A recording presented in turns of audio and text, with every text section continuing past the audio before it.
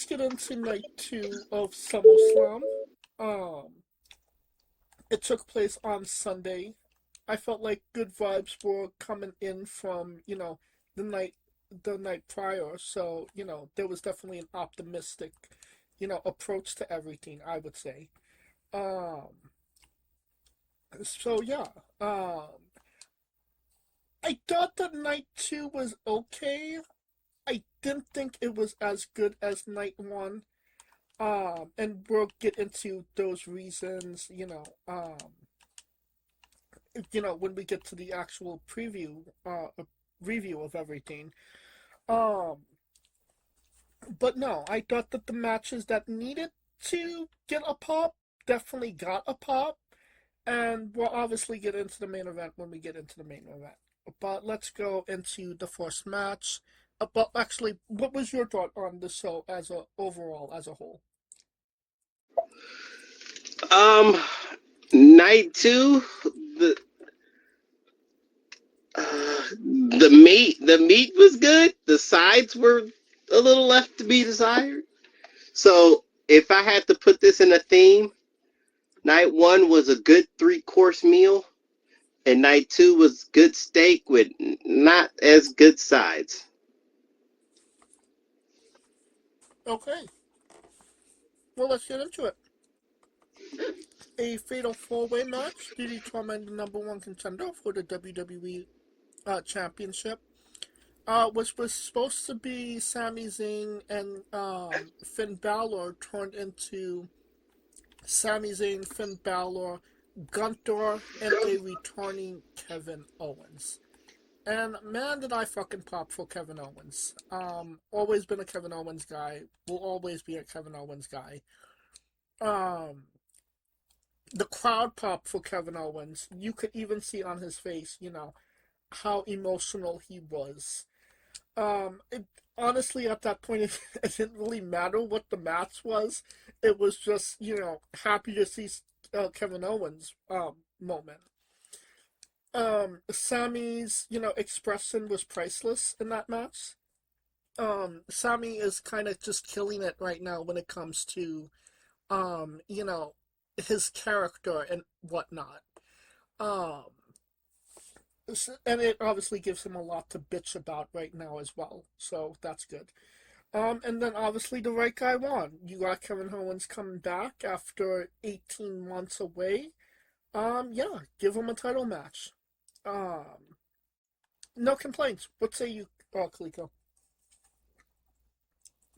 I mean, I was next to my buddy. I broke his chain. That's how bad. That's how much I popped for Kevin Owens. Uh, but yeah, it was crazy. You know what was funny? Because when they put in Gunther, you could see the smugness on Gunther's face, right? Right. It was almost like, oh yeah, I can do this, and you know, haha, I won and I got it.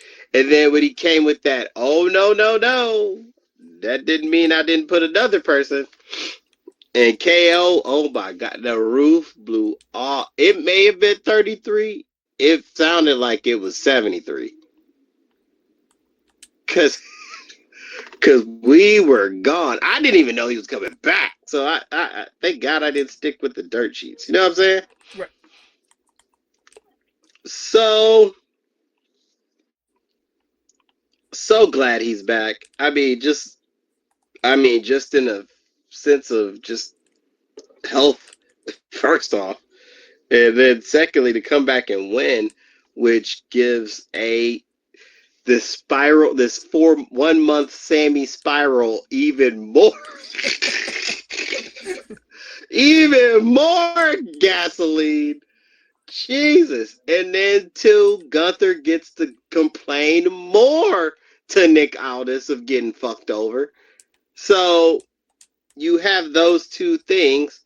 Finn can continue dealing with the Tongans, and then of course we get Owens versus Punk, which I think would probably be the craziest mic show this side of the year. I mean, it always seems like it's getting that way from what they did on SmackDown. Um, so yeah, I'm looking forward to seeing the verbal jousting between the two of them in the coming weeks. Oh yeah, it's gonna be fun. It's gonna be great. Okay. How many stars you give this? 5. He popped back. No, just nah. I can't go 5. Jesus Christ. But it was a good 4.5. Him coming back, hitting them hits, hitting the stunners, hitting just KO being KO. It was just awesome. I give it 4. It was definitely nice to see Kevin Owens back. Definitely wanted to see Kevin Owens back. Was not sure if we'd ever see Kevin Owens back. So I'm definitely happy seeing KO. Always been more of a KO guy than a Sami Zayn guy. So yeah. I mean, yeah, I'm so glad he's back. I'm just glad he's back. Yeah, just doing what he loves. So it's going to be interesting when with them going against each other. So I'm, you know, Yeah. Uh, Uncle Dave. I don't think Uncle Dave liked this match. 3.25. you didn't think he liked the match higher, but 3.5. 3.5. Okay. Um, and then we have Baron Corbin defeating Trick Williams in 9 minutes and 5 seconds to win the WWE United States Championship. For all of the aura and, you know, charisma that Kevin Owens has, there is an opposite and a charisma vacuum, and that is Baron Corbin. Um, and the weird thing is, everything the neck below, like, I don't necessarily have a problem with, but his face looks like, when you create a wrestler and you have that blank slate at the beginning, that's what he looks like. Like, there's no, like, fucking expression or anything significant with his looks. And it's so off putting. And I didn't like the match. I felt like he kind of sopped up all of Trick's, charisma. And I don't think that the match flowed quite well as well. It kind of just stayed on a level and never went below or above it by any means. And I felt like the ending really was a wet fart, honestly. It didn't seem like it didn't seem like they connected well with what they were doing. It just kind of felt like soft meat and potatoes, like soft.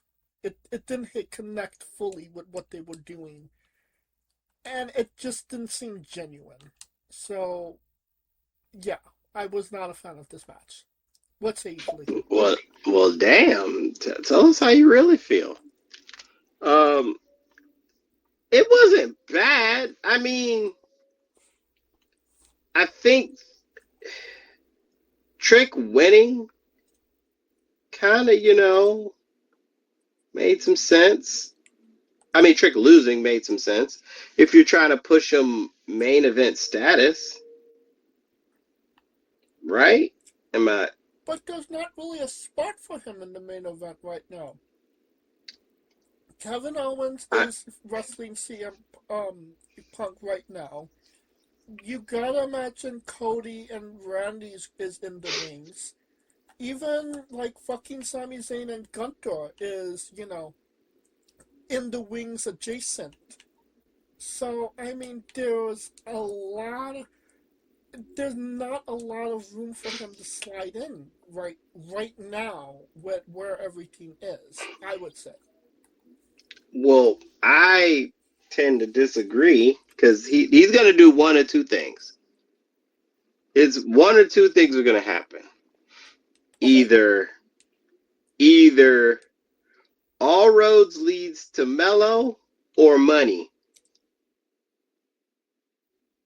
So he's winning money in the bank or he's going back with Mello. God, I hope he's not going back with Mello.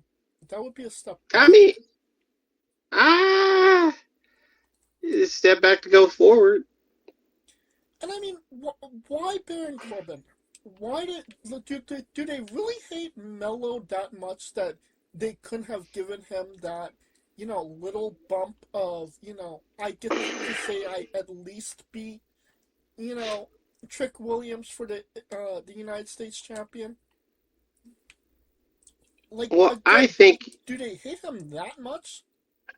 no. I just think because if Trick had a won, everyone would have wanted the Mello Trick match. So this is just a slight, in my mind, slight detour. Because let's say this, and let's just hypothetically let's say Mello beats Corbin. Now we got this dance. It's just a continuation of the dance. I mean, I'm fine with that, but, Because the road you want to get to is to trick Mello. but didn't they have Trick Mello, or am I blanking on the rematch? I don't think they ever had Trick Mello on the main roster. Yeah, they did, but Baron Corbin interfered in the match.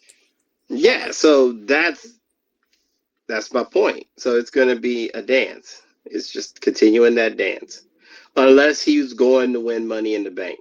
Because right now, you forget their TKO's kind of being, excuse me, big on trying to push the younger crowd, the younger kids now.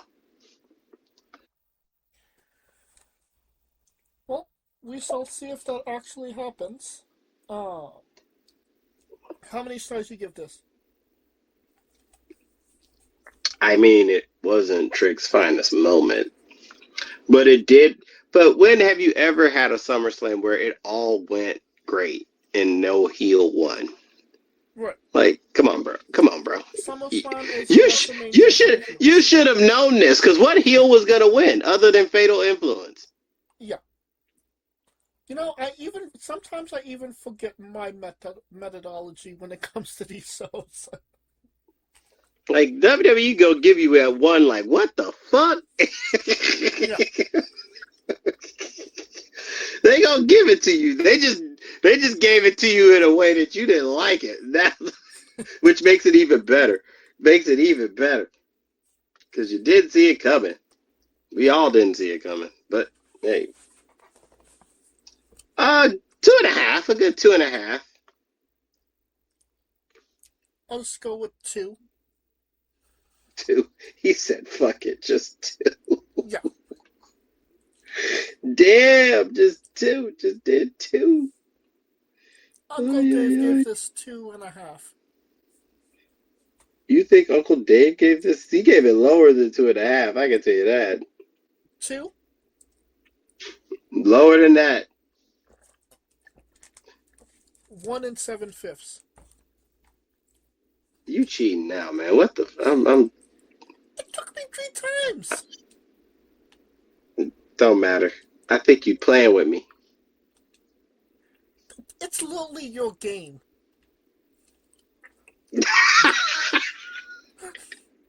But you cheat, man.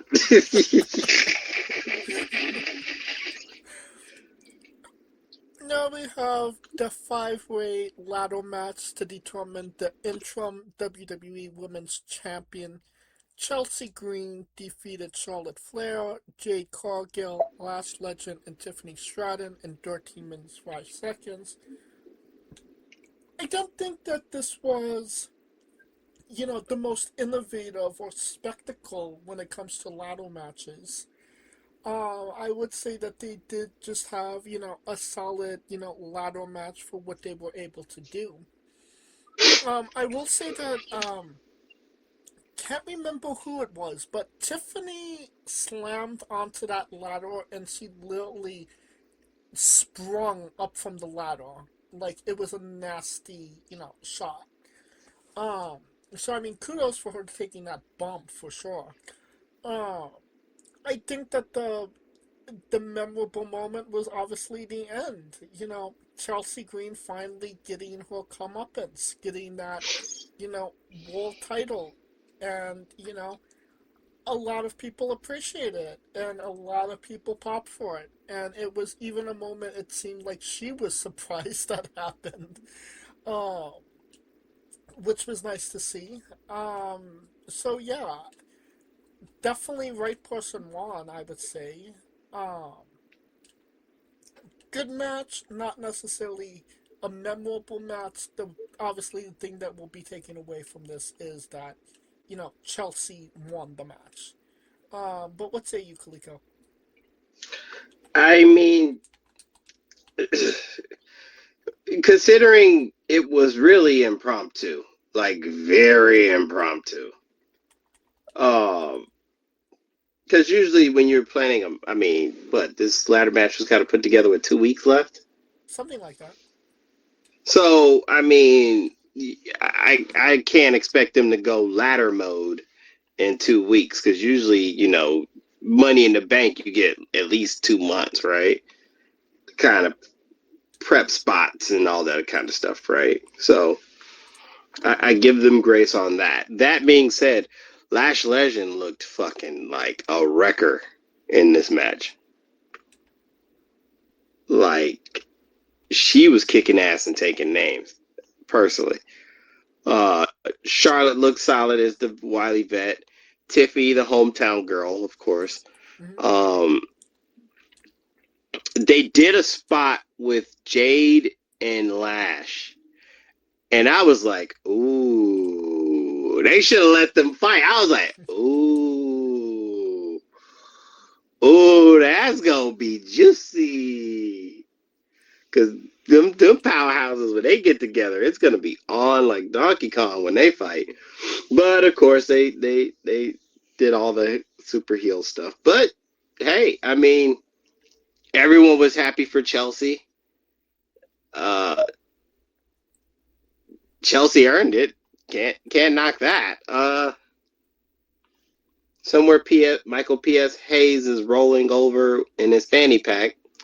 Uh, And going do. Probably going damn, damn, damn. Anyway, but yeah, no, the right person won, and people were happy to have her win. Now it's just a matter of could is this going to be a permanent champion? And that's what we're hoping for, right? I mean, Right. that's all we can hope for. How many stars you give this one? Once again, I was there. Bump 3.5. It was pretty good. 3.5 is solid. It wasn't nothing to write home about. I give them the credit for the 2 weeks notice. Basically, a 2 weeks notice ladder match. So, 3.5. okay. And, I will give it a 3.5 as well. That seems like the most solid, choice to have for it, for sure. Um, Uncle Dave. 3, Lower. 2.5. Lower. 2? Dave was on it. 2.25.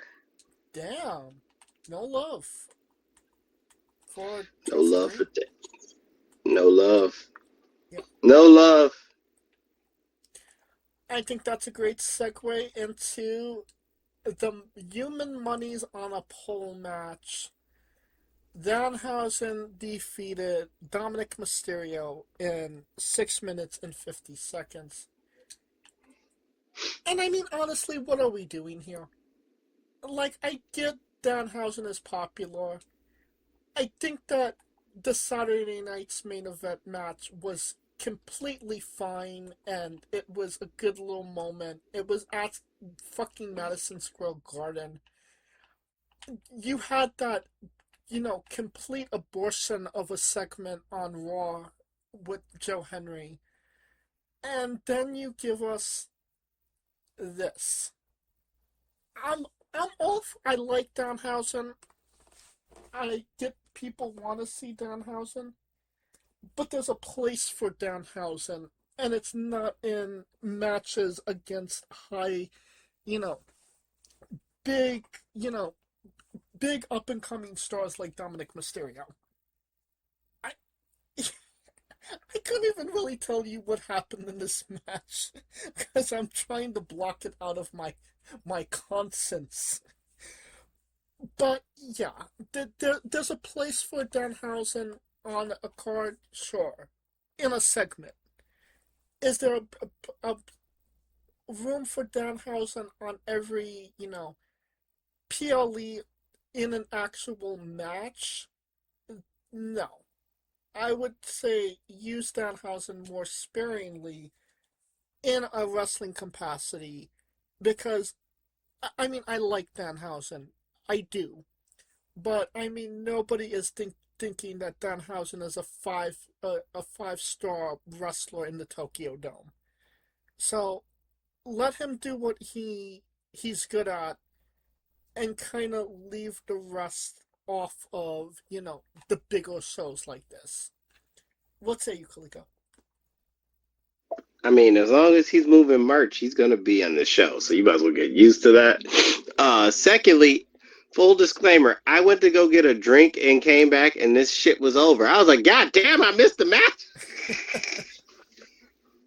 Like literally, like right when the last match went, I was like, okay, let me go get the drink real quick.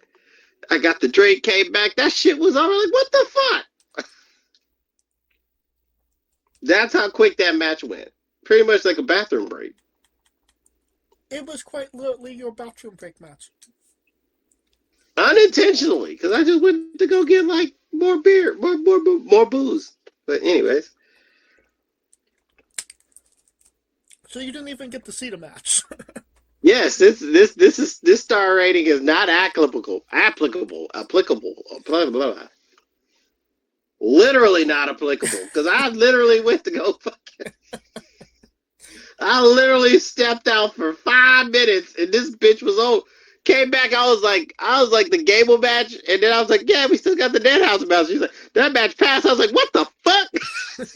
See, that was my second what the fuck. See, the first what the fuck was Trick. And then the second one was that one. I was like, what the fuck? Alright, so I guess I don't even feel comfortable giving this 2 stars.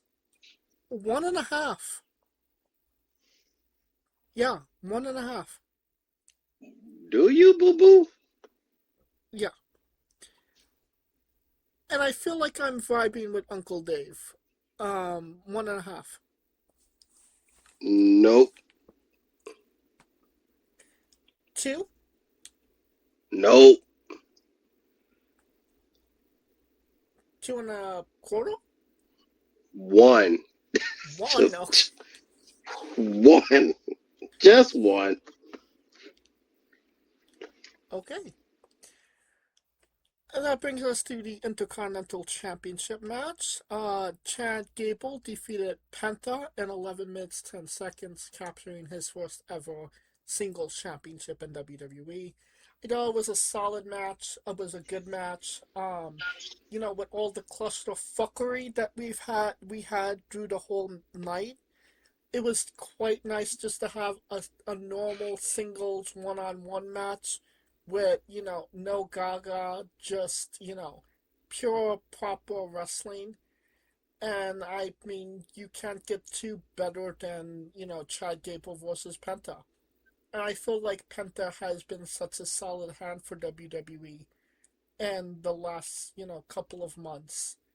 And again, delivered a great performance with Chad Gable.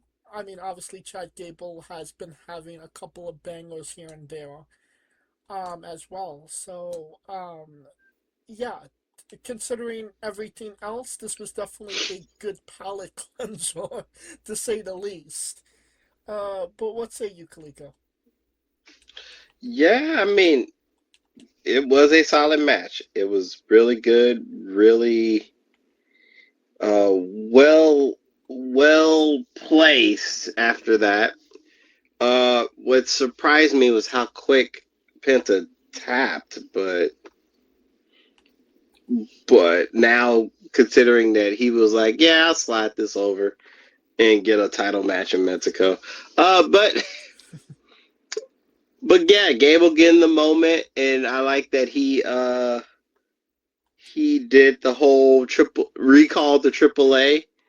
My name is Chad Gable. I was like, oh, they at least put it full circle. They put it all full circle for him, and and you got to give WWE credit for that. They at least gave this story the full circle treatment, Oh yeah, for sure. as it should, as it should.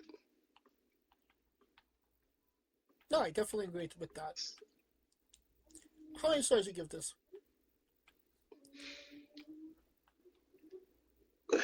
It was solid. Solid 4. It was a solid 4. Considering from Danhausen, shit, I didn't watch Danhausen, so I guess I'm taking the stars from Danhausen and giving it to like, I donating stars from Danhausen to Gable. I will give this 4 stars as well, just for not being the other 2 matches that I disliked on this card. Jesus.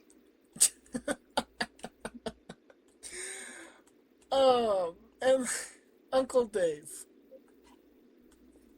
I feel like Uncle Dave is vibing with this. 4 stars. Nope. Um, Higher or lower? Higher.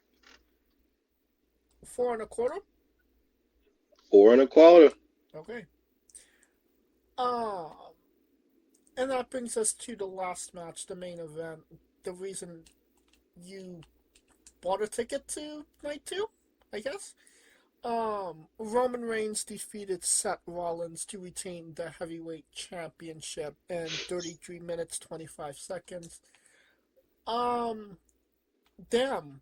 Um, Roman Reigns is fucking cooking. He has that absolute banger with CM Punk at Mania. You know, quite arguably a top 10, WrestleMania main events.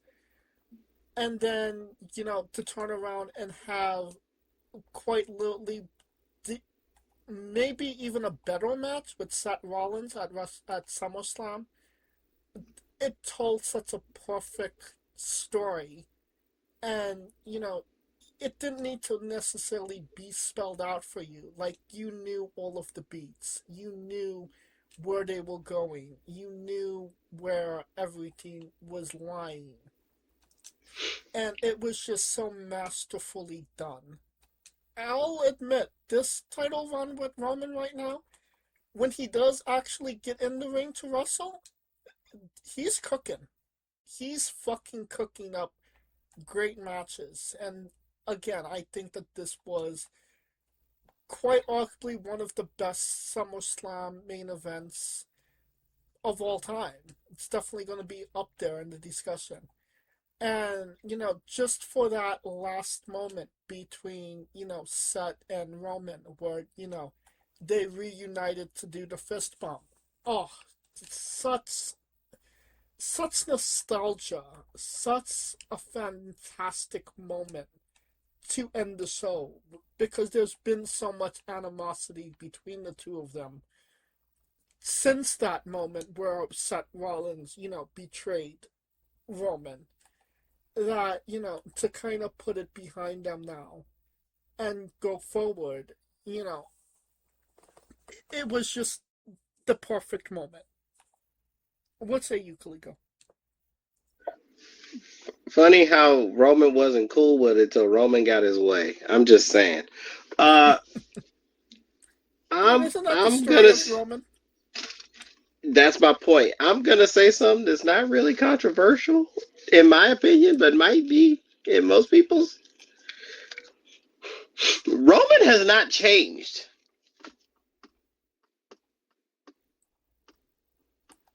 Okay.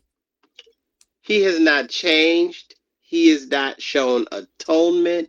He has not done anything to show that he has changed himself from his ways in the bloodline. The only thing that has changed is our opinion of him because we missed him when Cody left, when Cody got the belt. I mean, true. Right. But I feel like this was some character development for Roman. I mean, I don't think that It was we would have got it that was from character him that. otherwise. No, go ahead, go ahead. No, I was. We wouldn't have seen this in his original run as champion. I would say. So we are seeing. I mean, it's not like major leaps and bounds. Changing who he is, but little things just like letting go of Seth Rollins and that animosity that he had towards him. I would say that that is a bit of a change in pace for him.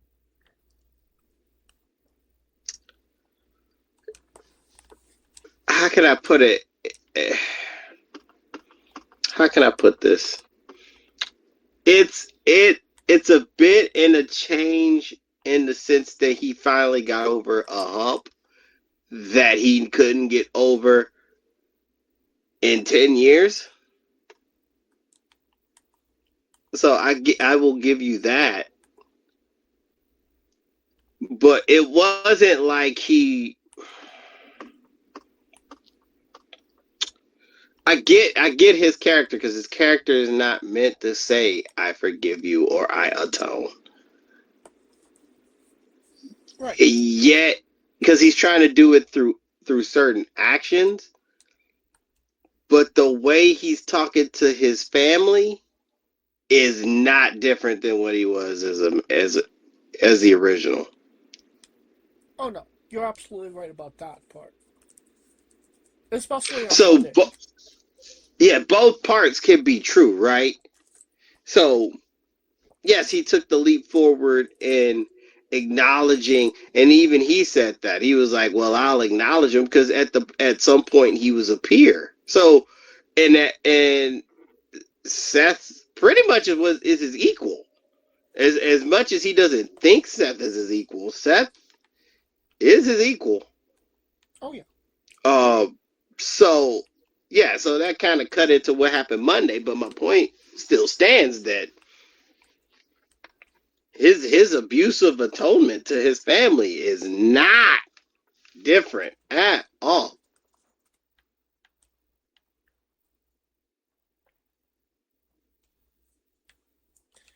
That being said, yes, Roman and Seth did a lot of callbacks, and and people were sitting there. What if Moxley is like, nah, that ain't happening. Yeah. Uh, I don't know why people keep praying for that. I don't know why they pray for it, but it's a horrible pray. Um, There's better things to pray about, I would say. yeah, you ain't lying. Anyways, like lower gas price. Anyways, uh,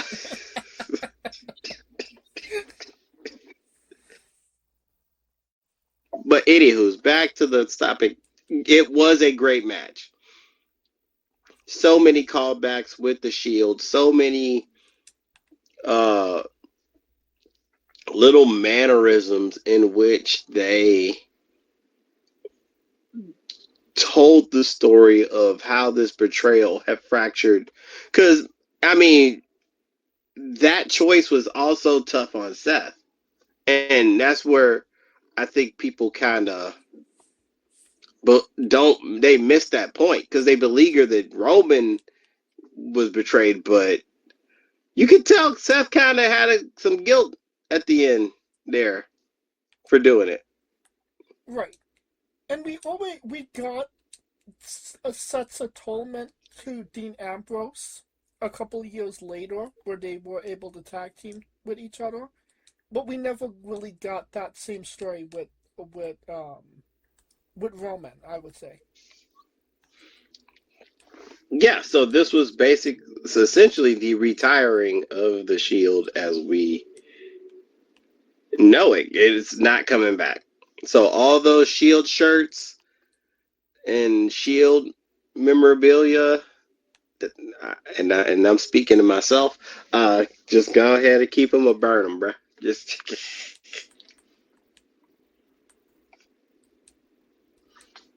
Right. So, how many stars do you give this one?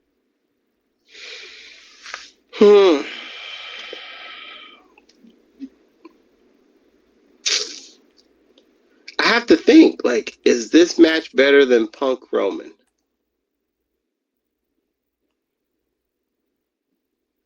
In some instances, it is. In some instances, it's not. But if you would say that this was a top match in 2026, one of the top matches in 2026, then you would have to say yeah. So I don't know how many fives I've given this year, but this will be one of them.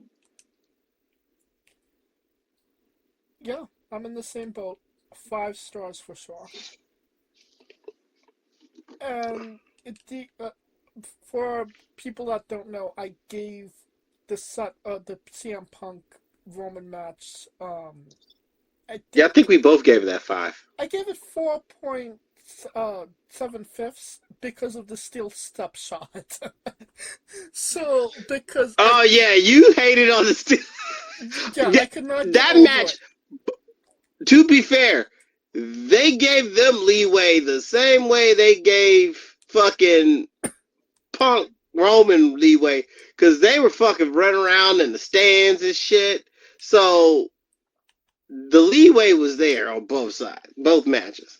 Yes, true, but there was not a blatant disregard of the rules, like in the Punk Well, match. In my I wouldn't say blatant. I wouldn't say blatant. More so that was just they don't like each other. Yes, but it was in front of the referee. The referee saw it. At least with the chair shot in, the attempted chair shot in the SummerSlam match, this referee was down and out. So there was, if he did actually hit him, there would have been no, repercussions. Does that make sense? Unless it was an impromptu street fight like the Punk Cody. Yeah. Somebody needs to be fired, honestly. If that's what they had on the chair. No, that is what is on the chair. It ain't no if that was on the chair. That is on the chair. Got photos to show. So I guess they got so hyped about the Street Fighter movie, but so we're big and unanimous in that this was a 5-star match. Yeah. And then Uncle Dave. Uncle Dizzle. 4.5. Higher, actually. 4 7/5. That's the one. There was no way that he was given this 5 stars. I mean, it's because it wasn't in the Tokyo. Wasn't in the Tokyo Dome. I mean, it's just as good. It means just as much. Then if it means that fucking much, then give it the whole fucking star, asshole. But I digress. Alright, night 2. Thumbs up, thumbs down, thumbs in the middle. I was there, thumbs up. I'm not gonna say. I'm never gonna thumbs down the shit I was at, unless it was just blatantly horrible. Didn't you give thumbs down to WrestleMania this year, night 1 at least? I gave it in the middle. Okay. It was middling. It was very middling. Very middling. But night, because night 2 had a good opening and a good closing, so people are going to remember that more than anything, which is why I think more people think night 1 or night 2 was better, which to me, I'm thinking night 1 was better throughout the board, match for match. Right. No, I definitely give this a thumbs up as well. If I was to go back and watch this, so I would go back and watch it. There was content on there that was worth watching over again. Obviously, Oh yeah, SummerSlam. Oh yeah, just solo yeeting all over the place was worth it. No, I mean night 2. Oh yeah, night 2. Yeah, the KO pop, the Roman match. Yeah. Yeah. So for those reasons, I'm for it. So night 1 or night 2? Which one do you think was better?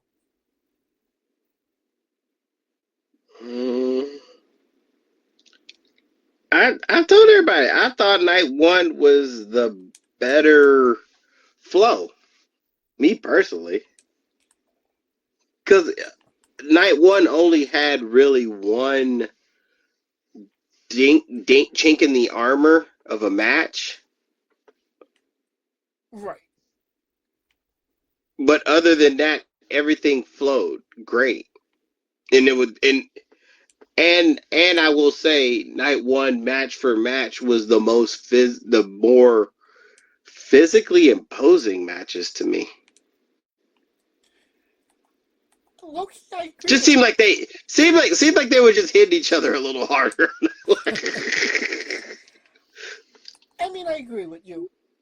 I definitely felt match for match was definitely better, and there was nothing on the show that made me go ugh, which is always appreciated. So yeah, even though night 2 had the better main event, I would say night 1 had the overall better show. So night 1, night 2 as a whole, thumbs up, thumbs down, thumbs in the middle. Thumbs up, but WWE, don't you dare make me try to take 3 chairs home. What the fuck is wrong with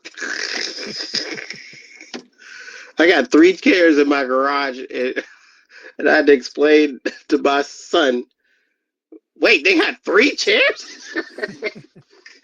He was like, bring me back a chair. I was like, I can't bring you back a chair. He was like, well, how come you can't bring me back a chair? Because I'm bringing back 3 chairs, okay? Three of them things. That's why. Like, shit. Thank God. Oh, also, shout out. Amazon. Oh, my God. Whoever was... I've somehow reason brought... Because I'm not trying to pay $200 each chair to ship it, because that's what FedEx was trying to charge. So shout out to whoever sells these chair bags that was on Amazon I got for $20. Clutch.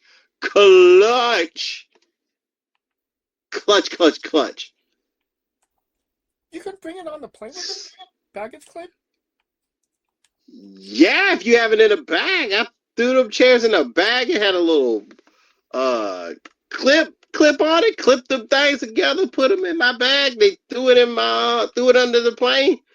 Got my chairs back, perfect condition. Clutch. Or you could do it the old-fashioned way and just take them bitches as a carry-on. You could still carry, but the problem is that SummerSlam this year, 3 chairs. Right. I look goofy as hell trying to walk through 3 chairs. 3 chairs through the goddamn airport. My brother was there. They wrapped this shit because he's military. They take care of him. But as far as me, regular veteran, civilian, no. Oh, well, I definitely give the show as a whole a thumbs up as well. I enjoyed this year's SummerSlam. Um, Worked well, flowed well. Like I said, Roman and Seth was, one to definitely be watched. And yeah. Alright, that will conclude our coverage of SummerSlam Night 1 and Night 2 and this episode as a whole. Thank you for listening. If you like what we're doing, please like, subscribe, comment, both on YouTube and Castbox. This was sponsored by Rogue Energy and Player One Coffee. Join us next Tuesday and Wednesday. Join us this upcoming Tuesday and Wednesday. As on this Wednesday, we interview Joey Knight Jr. And every Tuesday and Wednesday for new incredible interviews. And follow the show at Wrestling with E, both on Extra and Instagram for information on who we're interviewing, when we're interviewing them, links to those interviews, and so much more. Follow me personally at JamesJ993. Where can we find Kaliko? Ooh, I am Kaliko, and the Kaliko Chronicles. I am starting to upload the SummerSlam trips, editing, about to be on the Chronicles, as we say. Also, shout out to Minnesota. Shout out to the good people of Minnesota, the great people of Minnesota, the lovely people who gave me, the cheeseburger with the cheese in the middle. In the fish fry joint where I saw it, looked like somebody shot it up, and I saw an Indian dude sitting there eating the fish unbothered, which made me go, that is the spot I need to eat at. And I did not disappoint. JJ Fish Fry. See, I can name you all the restaurants I went to. It was pretty dope. Not a bad restaurant I went to, which says a lot. For Kaliko Yachts and Scooter Dust, I'm James J, and this has been Wrestling with Entertainment. In WWE, if you do 3 chairs again, I'm going to break somebody's kneecap. I swear to God. That was just... I got PTSD carrying 2 chairs to the hotel. Them bitches was... Hey folks, this is the Colossal Mike Law, and you are listening to Wrestling with Entertainment. Enjoy the show, support these guys. We appreciate it very much. We'll see you at ringside.